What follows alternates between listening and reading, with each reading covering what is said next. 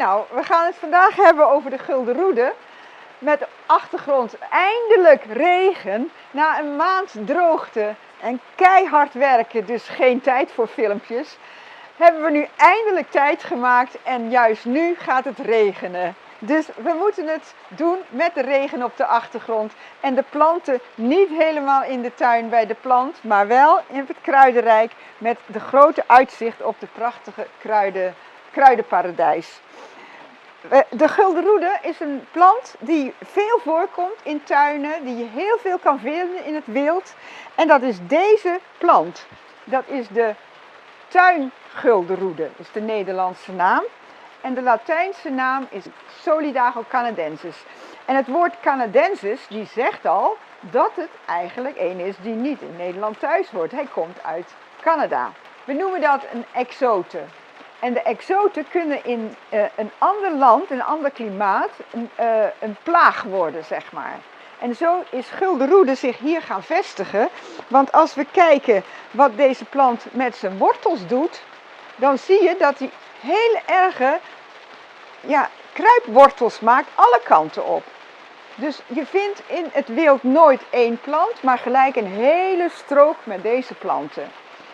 En hij woekert enorm en hij trekt zich gewoon van niemand wat aan. Kijk maar, hij groeit oppervlakkig, alle kanten op werkend. In de loop van de zomer zie je het dat hij nieuwe scheuten maakt met jonge uitlopers, scherpe punten, om door de harde aarde te gaan, om zich daar te settelen.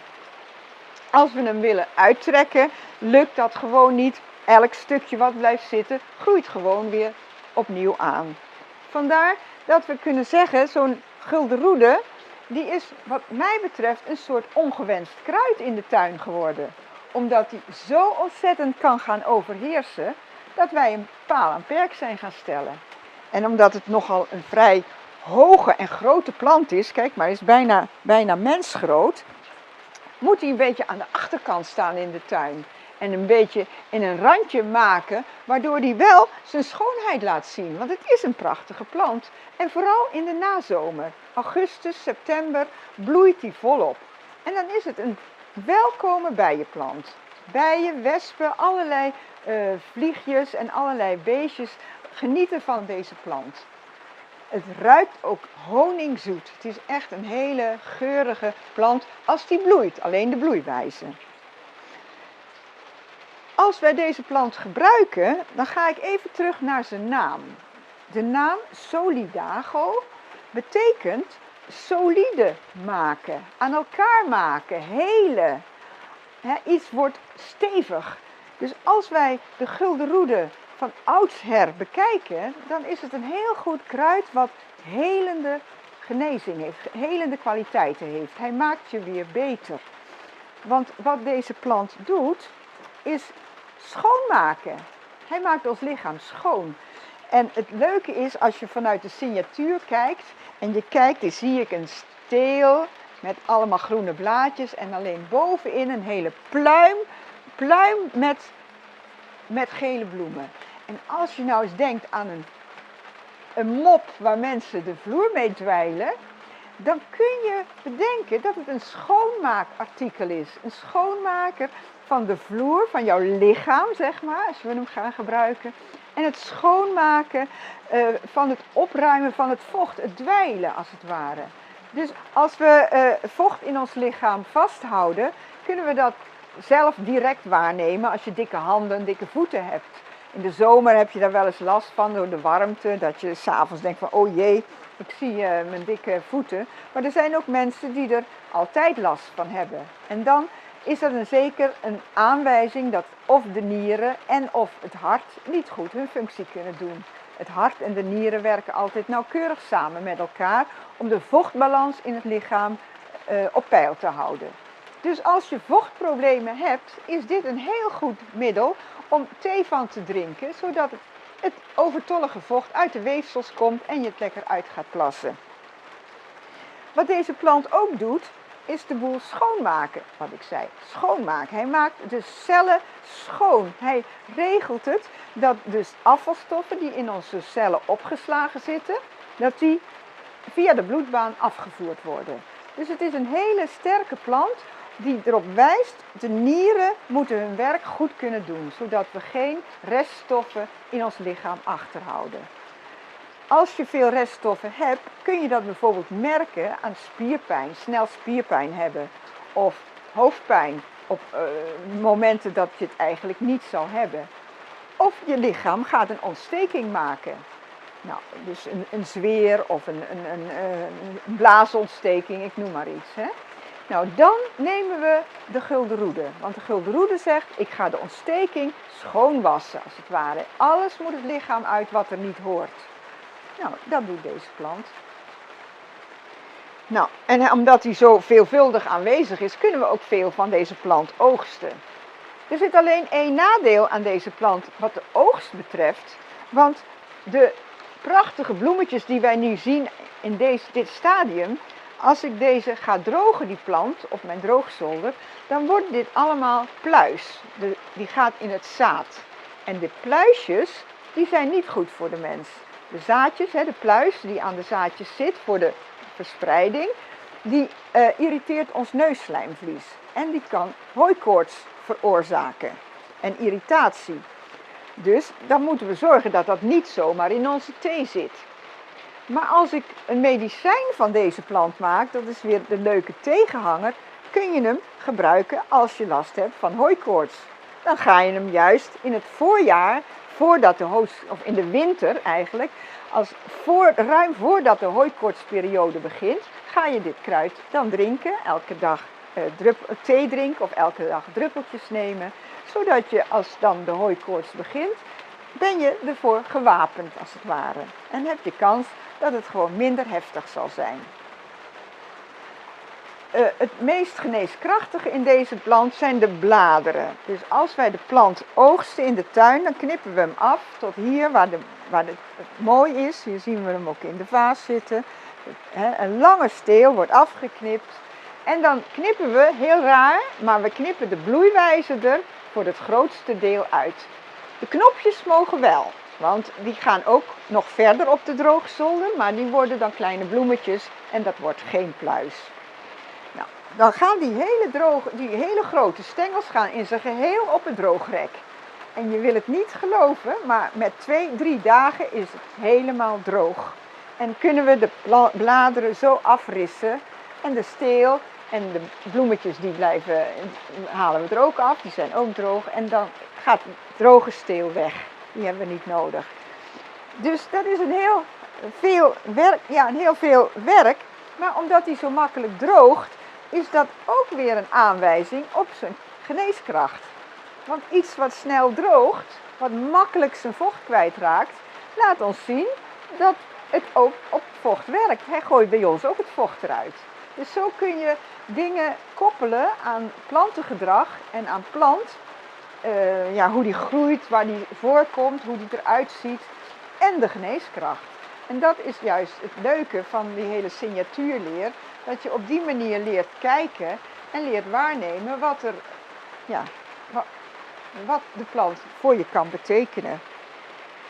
En dat hij op het bloed werkt is te zien aan de rode stelen die hier duidelijk aanwezig zijn, bij de uitlopers. En vaak ook in het begin, als hij net boven de grond komt, zijn de stelen erg rood en het blad. Dit is dus de tuinguldenroede, Canadensis. Naast deze plant hebben we ook een andere guldenroede, die eigenlijk nog beter past bij de Nederlandse naam guldenroede. Want guldenroede betekent letterlijk gouden staaf. En als we de plant hier bekijken, ik heb er hier 2, dan zie je dat de knopjes allemaal langs de stengel omhoog gaan. En pas als ze bovenin zijn, gaat die bloeien. Kijk maar, hier komen ze aan. Ze gaan allemaal tot bloei komen. Maar ze groeien dus langs de stengel omhoog, als een gouden staaf. Guldenroede. En de Latijnse naam is dus ook anders van deze plant om geen verwarring te krijgen. De Canadensis en dit is de Solidago virg aurea. Een moeilijk woord misschien, maar als we dit vertalen, virg is twijg, aurea is goud. een gouden twijg. Nou, dat is die. En deze plant zul je niet zomaar langs de spoorlijn vinden. Die zul je niet in je tuin zomaar vinden. Daarvoor moet je eigenlijk naar een heel schoon gebied in de natuur nog gaan. En wij vinden die altijd in de Ardennen of in de Eifel langs de wandelpaden. Zuid-Limburg komt die ook voor. Deze plant gedraagt zich heel anders onder de grond. Kan ik jullie nu niet laten zien, want hij staat te bloeien. Maar die heeft gewoon een pol. Niet anders dan een polletje, een kluit met wortels. Dus geen kruipwortels alle kanten op. Dus veel compacter staat hij op zijn plekje. Als je van de zomer veel gewandeld hebt en gewoon bij jou in de wijk ergens en je hebt deze plant gezien, dan is dat niet deze plant. Wat zo langs de randen van de weg groeit, is het Jacobs kruiskruid. Jacobs kruiskruid heeft dezelfde bloemetjes, maar die zitten alleen bovenin in een pluim. En de blaadjes van het Jacobs kruiskruid zijn anders. Die zijn wat gelopt.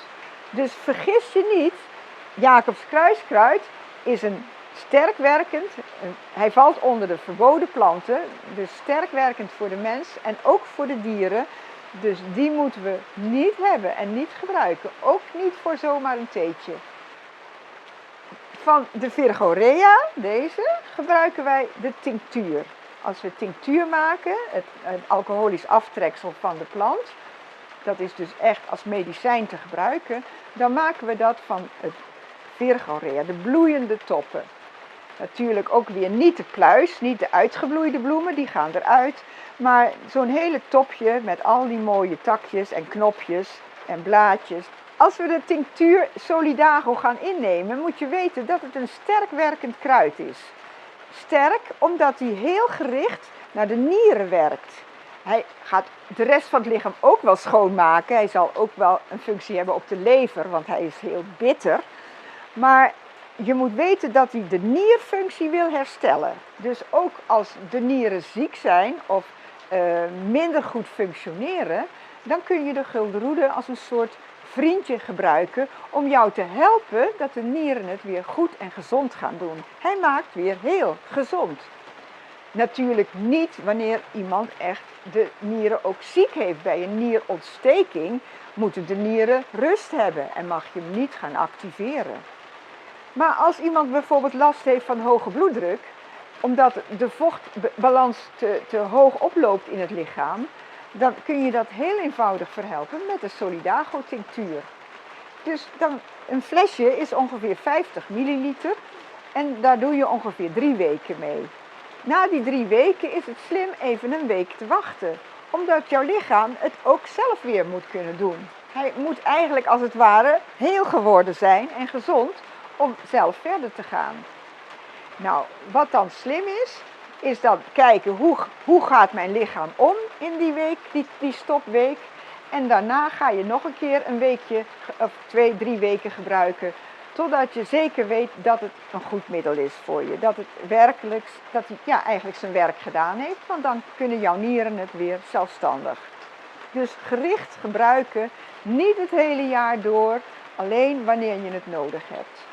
Dan zit er nog een waarschuwing op natuurlijk. Als mensen medicijnen gebruiken en denken, oh dan neem ik guldenroede daarnaast. Dat zou ik niet aanraden. We kunnen wel kiezen voor thee. Als we zeggen we nemen een kruidenmengsel waar de guldenroede in verwerkt is. Dan kun je dat altijd wel naast medicijnen doen. Dan is het onschuldig, want dan is het gewoon je vochthuishouding. Je drinkt, je moet toch drinken op een dag. En dan heb je een mengsel, dus daar zitten meerdere kruiden bij elkaar. Dan is het niet een kwestie van even een week en dan weer stoppen. Maar toch altijd als je een tinctuur, een medicijn gaat nemen, echt in overleg met degene die het voorschrijft. Het Engelse woord voor guldenroede is wondheler. En dat verwijst ook naar de helende kracht op wonden. En dan is het in eerste instantie een wond die vuil is, dus het schoonmaken van de wond.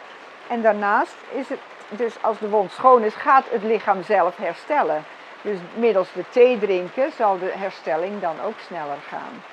Dus voor uitwendig gebruik kan die ook ingezet worden. Compressen maken of iets dergelijks. Kijk, dan wil ik nog iets vertellen over voor wat voor type mens de guldenroede zeer geschikt is. Als we kijken naar vochtproblemen in het lichaam, vocht staat voor water en water moet stromen. Dus mensen die allerlei dingen vasthouden in het lichaam, ook gezien emoties en gezien geestelijke dingen, gewoon tobbers, die niet kunnen meegaan met de stroom van het leven, die altijd maar dingen vasthouden, problemen vasthouden, verdriet vasthouden, emoties vasthouden, pijn vasthouden. Het kan niet meer stromen. Dat gaat in het lichaam op een gegeven moment vastzetten. Verzuringen geeft het. Het geeft ophopingen, stagnatie noemen we dat. Het kan niet meer lekker doorstromen. Nou, guldenroede is dus een kruid wat ook op dat niveau kan helpen. Dus om zeg maar het verdriet wat vastzit in de blaas of bij de nieren of elders in het lichaam, kan dat weer gaan schonen, zodat je misschien eens een keer een flinke huilbui toestaat. Of een keertje wat relaxter bent en niet zo krampachtig alles vast wil houden en doen. En laat het maar stromen. Ga mee, go in the flow. Dat is wat het kruid vertelt. En dat is hij ook. Kijk maar eens, hij gaat in de flow mee. Als we nu in de tuin kijken, buigt hij mee door de zware regen. En straks is het weer zonnetje en dan staat hij weer mooi rechtop. Go with the flow. Laat het stromen, laat het gaan. En ja, dat is toch echt het zachte, het bewegelijke van deze plant. Ja, alles moet in beweging komen in ons lichaam. Nou, dat is de opdracht. Dus niet alleen denken, hij doet het wel voor me. Je moet het natuurlijk zelf doen. Maar een vriendje als steun, daar is hij wel heel geschikt voor. Zet hem op, gebruik hem. Maar hij is bitter, dus je moet hem lekker met een ander kruidje mengen.